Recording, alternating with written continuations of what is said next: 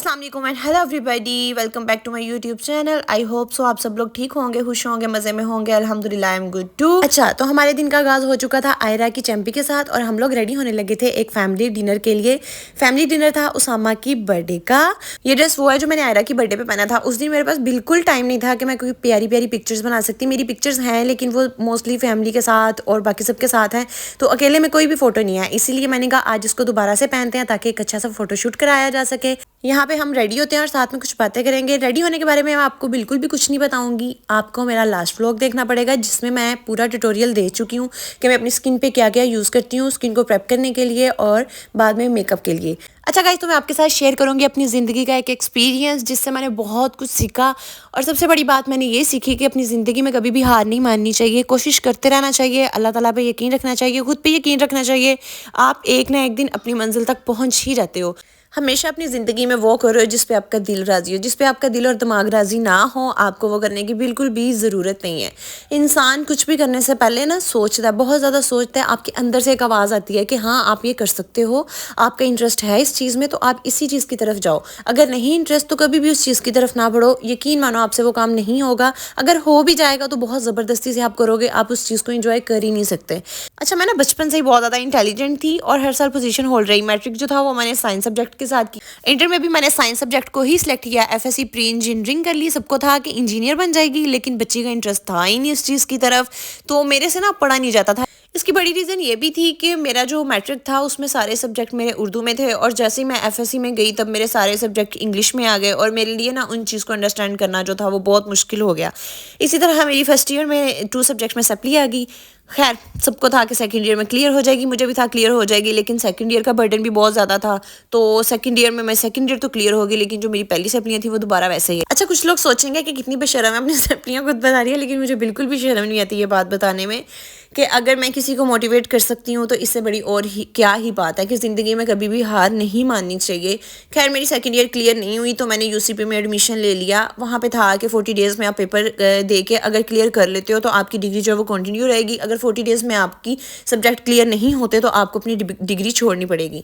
मैंने एडीपी में एडमिशन लिया। बिल्कुल ये अकाउंट एंड फाइनेंस जो मैंने ज़िंदगी में कभी पढ़ा ही नहीं था, मेरे तो सर के ऊपर से हर चीज़ जा रही थी, मेरा दिल भी नहीं लगता था। मेरा इंटरेस्ट था डिज़ाइनिंग की तरफ। मैंने एनटीयू में टेस्ट भी दिया लेकिन जब मेरा फाइनल रिजल्ट आया सेकंड ईयर का तो मेरा वो टेस्ट जो था वो टेस्ट तो क्लियर हो गया लेकिन मेरे रिजल्ट की बेस पे मुझे एडमिशन नहीं मिला। बहन आपकी डिज़ाइनर बनना चाहती थी लेकिन एडमिशन उसने अकाउंट एंड फाइनेंस में ले लिया, तो मेरा तो बिल्कुल भी दिल नहीं लगता था, ना वो सब्जेक्ट मेरी समझ में आते थे। हर चीज़ मेरे सर के ऊपर से जाती थी। एक समझ आती थी तो सिर्फ मुझे मैथ की समझ आती थी। खैर, मैंने यूनिवर्सिटी भी छोड़ दी, बल्कि छोड़नी क्या थी, मुझे यूनिवर्सिटी वालों ने निकाल दिया इसलिए क्योंकि मेरे 40 डेज़ के बाद भी मेरा रिजल्ट क्लियर नहीं आया। खैर, उसके बाद भी मैंने हार नहीं मानी। मैंने दोबारा से अपना एडमिशन भेजा और मेरे पास बिल्कुल लास्ट चांस था कि मैं दोबारा से एग्ज़ाम देती। अगर मेरे एग्ज़ाम क्लियर हो जाते तो फिर मैं नेक्स्ट ईयर जो था वो दोबारा से अप्लाई करती डिज़ाइनिंग वाली फील्ड में, और अगर मैं फ़ेल हो जाती तो मेरा वो साल भी ज़ाया जाता जिसमें मैंने 2-3 दफ़ा एग्ज़ाम दिए और वो पहले 2 साल भी ज़ाया जाते, मतलब मेरे 3 साल ज़ाया जाते। देरी हुई बहुत ज़्यादा थी। खैर, मैंने एग्ज़ाम्स की तैयारी की और दोबारा से अल्लाह ताला का नाम लेके पेपर दे दिए। अब आए रिजल्ट की बारी। अच्छा, तो अब आई रिजल्ट की बारी। फैमिली को मैंने बताया हुआ था मेरा रिजल्ट जो है वो 16-17 को आएगा, लेकिन मेरा रिजल्ट जो था वो 10-11 को आ रहा था।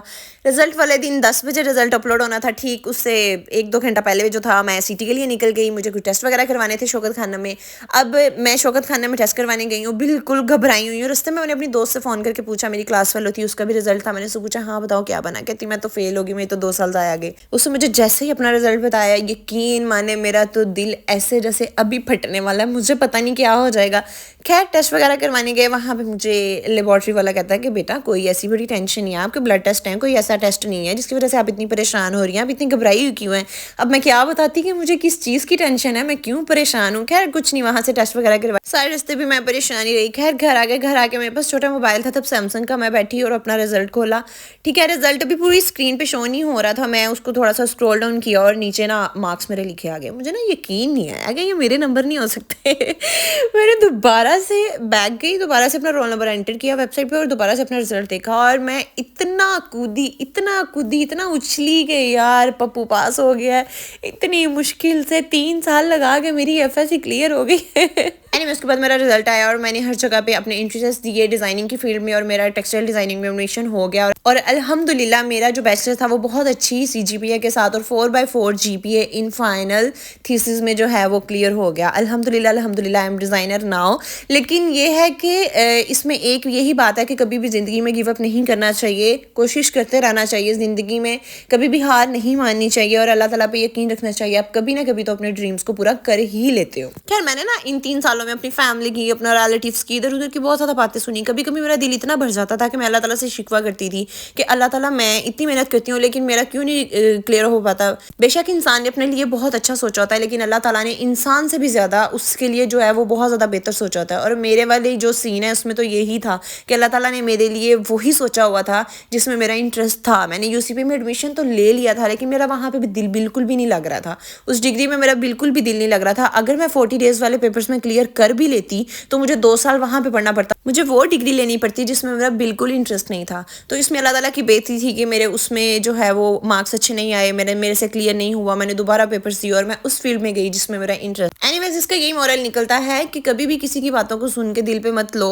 अगर आप दिल पे ले लेते हो तो अपनी हेल्थ को ख़राब करने से बेहतर यही है कि आप उन बातों को एक कान से सुनो दूसरे कान से निकाल दो और अपनी ज़िंदगी में बस मेहनत करते रहो। इंशाल्लाह एक दिन वो ज़रूर आता है जिस दिन का आपको इंतज़ार होता है और अल्लाह ताला आपके हर ड्रीम को पूरा करता है। हाँ मैंने तो सिर्फ डिज़ाइनिंग की फील्ड का सोचा था लेकिन अल्लाह ताला ने तो उससे भी ज़्यादा मेरे लिए सोचा हुआ था।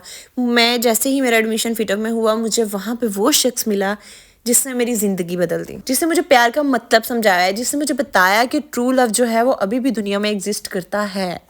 और अल्हम्दुलिल्लाह he is my husband now और अल्हम्दुलिल्लाह ही इज़ आयरा's बाबा नाउ। अच्छा इस पूरी जर्नी में मेरे बाबा ने मेरा बहुत ज़्यादा साथ दिया। एक बाबा ही तो थे जिनके पास जाके मैं पैसे मांगती थी, पापा मैंने अपनी फ़ीस पे करनी है, मुझे पैसे दे दें। और लास्ट टाइम मुझे याद है कि जब मैं अपने पापा के पास गई थी, पापा पाकिस्तान में थे, पापा मुझे फ़ीस पे करनी है, मुझे पैसे दे दें। पापा ने मेरी तरफ देखा और हंसने लगे और कहा बेटा ये लास्ट चांस है तुम्हारे पास, अगर अभी भी तुमने क्लियर ना किया तो सिलाई कढ़ाई सीखोगी और तुम्हारी शादी कर दूंगा, इसके बाद तुम्हें पढ़ाना पढ़ाना कोई नहीं है, मैं बड़ा पैसा लगा चुका हूँ तुम पे। ये तो बस प्यार वाली धमकियाँ होती हैं। खैर बाप तो कभी भी नहीं थकता अपनी औलाद पे इन्वेस्ट करने में, एक बाप ही तो है जो अपनी औलाद पे दिल खोल के इन्वेस्ट करता है। एक मेरे बाबा ही हैं जिन्होंने मुझे वो विंग्स दिए जिनके साथ मैंने उड़ना सीखा और मेरे बाप ने मुझे इंडिपेंडेंट बनाया कि मैं दुनिया के किसी भी कोने पे अब अकेली जा सकती हूँ। अल्हम्दुलिल्लाह मुझे किसी चीज़ का खौफ डर नहीं है, इतनी इंडिपेंडेंट हूँ और मेरे फैमिली को, मेरे हस्बैंड को इतना मेरे पे ट्रस्ट है कि मैं कहीं भी अकेली जा सकती हूँ। मेरे बाप के बाद मेरे शोहर ने मेरा बड़ा साथ दिया, उन्होंने वही मेरे पर कायम रहने दिए। खैर मैं इतनी मोटी हो गई हूँ, उड़ तो सकती नहीं लेकिन फिर भी अल्हम्दुलिल्लाह I am independent now too. अच्छा जनाब तो हम रेडी हो गए और ये है आयरा का आउटफिट जो उसने उस दिन पहना था। इसके बाद उसकी केली की कोई भी फोटो नहीं आएगी, फैमिली के साथ ही आएंगी। तो जनाब हम गए सिल्वर स्पून और मैं आपके साथ शेयर करूँगी सिल्वर स्पून का एक्सपीरियंस। सिल्वर स्पून जाने का ये इत्तेफाक मेरे साथ दूसरी दफ़ा हुआ। मुझे याद है कि इससे पहले मैं अपनी दोस्तों के साथ और सारे दोस्तों के साथ गई थी और हमने वहाँ पे अपने पर्स खाली कर दिए थे बिल पे करने के लिए। हाँ थोड़ा एक्सपेंसिव है लेकिन तब हमारे पास इतने पैसे ही नहीं होते थे, असाइनमेंट्स के पैसे इतने लग जाते थे, तो हम लोगों ने 1-1 रुपया निकाल के इसका बिल पूरा किया था। यहाँ पे अबीहा जनाब शोखियाँ मार रही है मामा और आंटी को गजरे पहना के। खैर मुझे गजरे लेने का बिल्कुल भी शौक नहीं है, हाँ कोई ले दे तो अच्छी बात है। मैं खुद कभी भी बाय नहीं करती अपने लिए ना ही किसी के लिए, क्योंकि ये तो बिल्कुल ही वेस्ट ऑफ मनी है। हाँ प्यार का इजहार करो, किसी और तरीके से करो, उस चीज़ के साथ करो जो स्टे भी करे। गजरे जो है यहाँ पे आपने लिए पहने और बाद में फेंक दिए, ज़्यादा टाइम के लिए तो आप पहनते भी नहीं और फिर वो वेस्ट ही जाते हैं। इसका बेहतर हाल यही है कि एक ही गजरा लो, सारे पहन के फोटोज बना लो। अच्छा तो ऑर्डर देने के बाद हम लोग यहाँ पे करने लगे थे अपना फोटोशूट। आयरा के साथ बड़ी मुश्किल से कोई 2-3 अच्छी तस्वीरें आई होंगी। अच्छा बच्चे जब न्यू बॉर्न होते हैं ना, इनकी ओवल स्टेट बहुत अच्छी होती है, स्कूल से लेटे रहते हैं, दूध पी लिया सो गए, खा पी लिया सो गए, खा पी लिया सो गए। जैसे ये टूडलर स्टेट में आते हैं ये तो टिकते ही नहीं है कहीं पे। अभी आपको मेरे पीछे भी आवाजें आ रही होंगी। तो जनाब आपकी बाजी ऐनक शैनक लगा के आ गई अपना फोटो शूट करवाने। कोई मुझे ये मत बोले कि मैं इस ड्रेस में मोटी लग रही हूँ, आई नो वेरी वेल। अच्छा तो मैं आयरा की बात करी थी, इसका ना दिल करता है अभी मैं हर चीज़ को पकड़ूँ और उसको टेस्ट करूँ। बेशक वो कोई भी चीज़ हो, कोई भी चीज़ ये पकड़ेगी इसको मुंह में ज़रूर डालेगी, तो इसलिए ना इसका बहुत ज़्यादा ख्याल रखना पड़ता है। यहाँ पे आपकी बाजी चश्मा लगा के फोटो शूट करा रही है और ये आएगी एक फोटो मेरे हस्बैंड शाब के शायद। खैर आपने मेरे हाथ पे गजरा देखा, आप देख रहे होंगे बाजी पहले गजरे पे तो बहुत ज़्यादा लेक्चर दे रही है और अब इसने खुद ही पहना हुआ ये वही वाला गजरा है, इसलिए मैं कह रही हूँ कि एक गजरा लो, सारे पहनो, फोटो शूट कराओ और अल्लाह हाफिज़। अच्छा, तो यहाँ पे लॉन्ग टर्म के लिए आपको हमारा फोटोशूट ही नज़र आएगा। ख़ैर जहाँ भी जाओ अपनी फैमिलीज़ के साथ अच्छी-अच्छी फ़ोटो बनाओ, एक मेमोरी रह जाती है, एक यादगार चीज़ रह जाती है आपके पास। आपके बिल्कुल वो माइंड में तो स्टे करती है, लेकिन एक जो है वो हार्ड फॉर्म में या सॉफ्ट फॉर्म में आपके पास वो चीज़ रह जाती है। आप जब कभी बोर हो रहे हो, आप अपनी वो पुरानी पिक्चर्स उठाओ, उसको देखो और एन्जॉय करो, वो दोबारा आप सारी मेमोरी जो है वो रिकॉल हो जाती है। इसलिए हम कहीं पे भी जाते हैं ना, तो हम जाके सबसे पहले फ़ोटोशूट करते हैं। कभी-कभी तो ऐसा लगता है कि रेस्टोरेंट वाले कहेंगे कि भाई यहाँ पे आप जितनी फ़ोटोज़ बना के गए हो ना, उसके भी पैसे हमें दे के जाओ। खैर हालाँकि एक यही क्यूट पिक्चर थी मेरे पास। खैर एनीवेज़ यहाँ पे हमारा आ गया था प्रॉन सूप, जो कि सिल्वर स्पून्स का स्पेशल है। अच्छा, तो मैंने ना second time prawn soup try किया था और सिल्वर स्पून का प्रॉन सूप जो था वो बहुत ही अच्छा था। फर्स्ट टाइम मैंने नाइट लाइफ पे किया था, वो भी अच्छा था, लेकिन सिल्वर स्पून का तो बेहतरीन सूप था। कुछ लोगों को प्रॉन्स पसंद थे, वो खा रहे थे, जिनको नहीं पसंद थे वो निकाल निकाल के साइड पर रखे जा रहे थे, लेकिन सूप को हर कोई इंजॉय कर रहा था। हम लोगों ने ऑर्डर किया बैटर फ्राइड, इनके डिप सॉस विंग्स थे, उसके बाद मंचूरियन राइस थे, इनके चाउमीन थे, लैम कढ़ाई थी, चिकन कढ़ाई थी। तो ओवरऑल इनका फूड जो था वो बहुत बहुत बहुत मज़े का था। स्पेशली इनके जो विंग्स थे डिप्सोस, वो बहुत ही मज़े के विंग्स थे। इतने मज़े के विंग्स थे, यकीन माने, इतने सॉफ्ट, इतने टेंडर और इतने जूसी थे, बहुत ज़्यादा मज़ा आ रहा था। यहाँ पे हमारी पूरी फैमिली जो है वो डिनर इंजॉय कर रही है। खैर मुझे खाने में अगर देखा जाए तो मुझे ज़्यादातर जो है वो देसी फूड पसंद है, लाइक कढ़ाइयाँ शढ़ाइयाँ, उसके साथ रायता हो और क्या उसे कहते हैं फ्रेश सैलड हो, उसका बहुत मज़ा आता है। लेकिन अगर दूसरी साइड पे देखा जाए तो चाइनीज़ फूड का भी एक अलग ही टेस्ट है। हर किसी का अपना अपना टेस्ट होता है, हर किसी की अपनी अपनी पसंद होती है, लेकिन मुझे जो देखा जाए तो मुझे बेसिकली जो है वो देसी फूड बहुत ज़्यादा पसंद है। हर कोई अपना अपना मील इंजॉय कर रहा था, लेकिन आयरा भाजी जो थी, इन्होंने मेरी नाक में दम करके रखा हुआ था। वही बात, ना खाऊंगी ना खाने दूंगी। खैर मैं इसको भी साथ ट्रीट करी थी, माओ की लाइफ यही होती है। आयरा को पॉइंट्स लगा के दी ताकि मैं थोड़ी देर के लिए कुछ खाना खा सकूं, लेकिन ये बहुत ज़्यादा ना टीथिंग की वजह से जो है ना, ये बहुत ज़्यादा चिड़ी हुई है। ये बहुत ज़्यादा चिड़ती है छोटी छोटी बात पे, तो इसको जो है ना वो कवर करना बहुत ज़्यादा मुश्किल हो जाता है। ये जो दिसंबर और जनवरी का महीना होता है ना, ये बहुत ज़्यादा स्पेशल होता है मेरे लिए पूरे साल में। दिसंबर में मेरी निकाह एनिवर्सरी है, मेरी शादी की एनिवर्सरी है, जनवरी में मेरी बर्थडे है, उसामा की बर्थडे है। दिसंबर में जो ओवरसीज़ है ना, बेसिकली वो ज़्यादातर पाकिस्तान दिसंबर में और जनवरी में आते हैं, क्योंकि क्रिसमस की छुट्टियाँ होती हैं यूरोप में भी और इधर उधर वाले कंट्रीज़ में भी। तो हर कोई जो है ना वो दिसंबर और जनवरी में पाकिस्तान आता है। मेरे बाबा, उसामा, ये सब लोग दिसंबर और जनवरी में आते हैं, इसलिए हम लोग बहुत ज़्यादा इंजॉय करते हैं। कभी कहीं खाना खाने जा रहे हैं, कभी कहीं खाना खाने जा रहे हैं, अगर कहीं भी नहीं जा रहे तो हम लोग घर में बहुत ज़्यादा इंजॉय करते हैं। इस दफ़ा उसामा 2 साल बाद आया था, मेरी शादी पे आया था और उसके बाद 2 साल बाद अब आया था। तो खैर हम इस टाइम को ना बहुत ज़्यादा मेमोरेबल बनाना चाह रहे थे, क्योंकि हम सबका जो है वो मीटअप उसामा के साथ 2 साल बाद हुआ था। बाबा भी मेरे 2 साल बाद उससे मिले थे। बाबा तो पिछले साल भी आया था, लेकिन उसामा भी 2 साल बाद आया था। तो ये देखें जनाब, एक वही गजरा है जो बार बार हम सारे पहनेंगे और हम लोग उस पर फोटोज़ वगैरह बनाएंगे। खैर खाना शाना खाने के बाद हम लोग जो है हमने थोड़ा सा फ़ोटोशूट किया, और इसमें माशाल्लाह माशाल्लाह ज़रूर बोलिएगा, मेरी फैमिली को देख के, मेरे मामा पापा को देख के, चाचू आंटी को देख के, हम सबको देख के माशाल्लाह ज़रूर बोलिएगा। अल्लाह ताला हम सबको ऐसे ही हंसता मुस्कुराता रखें। यार छोटी सी ज़िंदगी है, अपनी फैमिली के साथ खुश रहो, एंजॉय करो, पता नहीं कब ये रूह जो है वो आपका साथ छोड़ दे। खैर एनीवेज, आओ अपनी उसामा को हैप्पी बर्थडे टू यू बोलते हैं। Happy birthday to you. Happy birthday, dear Usama. Happy birthday to you. Happy birthday to you के साथ साथ प्लीज़ आप कमेंट सेक्शन में भी उसामा को हैप्पी बर्थडे टू यू बोल दें। अल्लाह पाक उसको सलामत रखे और उसकी ज़िंदगी में हर मोड़ पे उसको कामयाबियाँ अता करें। आमीन सुमामीन। Thank you so much. इसके बाद जो हमारा सेकंड स्टे था वो था नाइट लाइफ में। यहाँ पे हम लोग आए थे चाय शाय पीने और कव्वाली इंजॉय करने। अच्छा, फैसलाबाद में जो एक स्पॉट खुला है ना, ये वाला कव्वाली वाला, यहाँ पे आप लाइव कव्वाली को इंजॉय करते हो और यकीन मानो बहुत मज़ा आता है। छोटा सा एरिया है लेकिन बहुत ज़्यादा आप इंजॉय करते हो, लाइव कव्वाली सुनते हो, अपनी मर्जी की कव्वालियाँ सुनो, गाने सुनो। यहाँ पे आओ, खाओ पियो और इंजॉय करो और चले जाओ। यहाँ पे हमने चाय ऑर्डर की, साथ में ये ब्राउनी आइसक्रीम ऑर्डर की। ब्राउनी आइसक्रीम तो इनकी बहुत ज़्यादा अच्छी थी। खैर चाय भी इनकी बहुत बहुत बहुत अच्छी है। अगर आप इनसे एक्स्ट्रा स्वीट मांगते हो तो ये आपको शक्कर देते हैं। नॉर्मली मैंने किसी और रेस्टोरेंट में नहीं देखा। अगर आप उनसे कुछ मीठा मांगते हो चाय को और स्वीट करने के लिए तो आपको चीनी का जार देते हैं, लेकिन ये लोग आपको शक्कर का जार देते हैं, जो इनकी बहुत अच्छी बात है। और वैसे भी इनका स्टाफ जो है वो बहुत अच्छा है, वो बहुत ज़्यादा फ्रेंडली है। यहाँ पे हम कव्वाली इंजॉय कर रहे थे आयरा बाजी के साथ, ठीक है। उसके बाद आप देखेंगे इसके अपने बाबा के साथ मस्तियाँ। माशाल्लाह ये अब थोड़ी बड़ी होगी ना तो ये नई नई चीज़ें सीखती है, हर किसी के साथ मस्तियाँ करना सीखती है। इसको ये होता है कि अगर कोई ज़्यादा देर इधर उधर देख रहा है ना, किसी ने मुझे अटेंशन नहीं दी, तो मैं खुद उसको अपनी तरफ जो है वो मतवज्जो करूँ, उसको फिर इस तरह की मस्तियाँ करती है ताकि हर कोई जो है ना वो इसकी तरफ मतवज्जो हो जाए।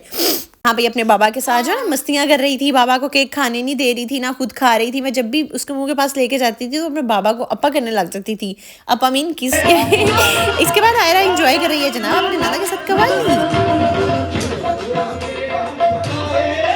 खैर यहाँ पे खड़े हो गए ना, हम सब लोग वेट कर रहे थे कव्वाली का। अबिया बाजी ने विश की थी कव्वाली की, तो जनाब हम सब लोग वहाँ पे खड़े हो गए ना, बस उसी कव्वाली के सुनने का वेट कर रहे थे।